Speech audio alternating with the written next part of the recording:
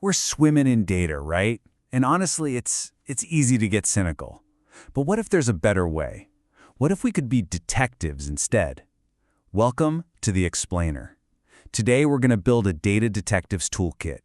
It's all about switching from cynicism to curiosity and finally making the world add up. Okay, let's kick things off with this brilliant quote from economist Tim Harford. He said, "It's easy to lie with statistics, but it's even easier to lie without them." And that just nails the paradox we're all facing, doesn't it? I mean, yeah, numbers can be twisted, for sure. But here's the thing, they're also our best shot at getting to the truth. And you know, this whole tension, it really came to a head in one single year, 1954. It's pretty wild. On one side, you've got Darrell Huff publishing his blockbuster book, How to Lie with Statistics, basically teaching everyone to be cynical about numbers. But at the exact same time, two researchers, Dole and Hill, were using stats to prove that smoking causes lung cancer. I mean, a discovery that literally saved millions of lives. So, which is it? Are statistics just a clever trick, or are they a powerful tool for discovery? Okay, but here's the twist, and it's a big one. Darrell Huff, the guy who literally wrote the book on being skeptical of stats, was later paid by the tobacco lobby. And what was his job? To use all his skills to attack the very statistics that linked smoking to cancer.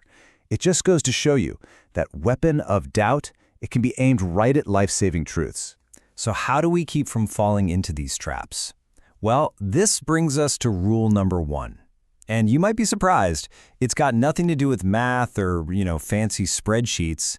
It's all about looking inward. The very first tool is to just notice your own feelings. Just take a look at this incredible story. We're talking about Abraham Bredius, who is the world's top expert on the painter Vermeer.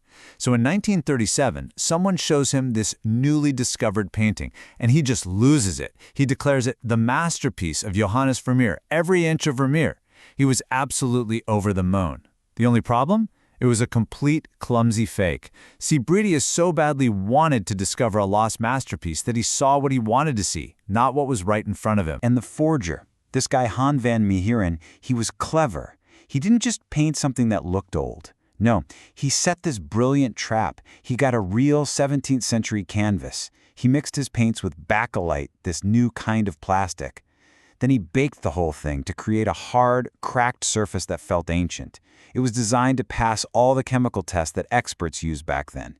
He wasn't just fooling their eyes. He was exploiting their deepest desire for it to be real. This whole story is just a perfect illustration of something called motivated reasoning. It's this unconscious pull we all have to process information in a way that just, it confirms what we already want to believe, If a statistic makes you feel good or angry or anxious, your brain immediately goes into defense mode. Bredius wanted that painting to be a Vermeer, so his brain did backflips to make it so. Okay, so our own feelings can definitely lead us astray. But what about the information that's just out there in the world? Well, that brings us to rule number 2, get the backstory. And this is all about asking one crucial question: what am I not seeing? Think about a site like Kickstarter, for example. We hear all the crazy success stories, right?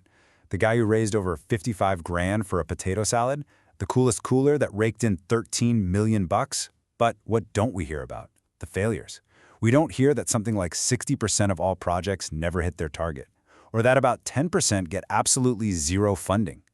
That's a classic case of survivorship bias. We're only seeing the winners, and that gives us a totally warped view of how things actually are. And what's really fascinating is that the same exact bias shows up in science.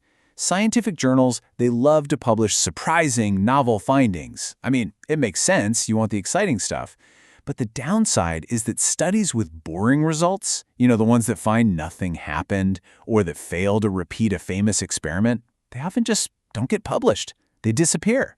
And this publication bias means that the science we end up reading about can be a pretty skewed picture, just like with those Kickstarter stories. So, if our own minds can trick us, and the information we see is often this filtered, biased version of reality, who can we even trust? Where do we turn? And that leads us to a really crucial point. Rule number 3, defend the bedrock. We have to value, and honestly, we have to protect the institutions that give us trustworthy, independent data. A great example of this, in the US, is the Congressional Budget Office, the CBO. And I love this description from its former director, Robert Reischauer. He said to think of it like a manhole cover. You lift it up, Congress drops a new bill down into the hole, you hear some clanking and grinding, and then a little bit later, a piece of paper gets handed back up with the cost estimate. It's meant to be this completely non-political machine for just getting the facts, no matter who's in charge. But man, defending that bedrock, it can take incredible courage. Just look at the story of Andreas Georgiou. Back in 2010, he took over Greece's new statistical agency.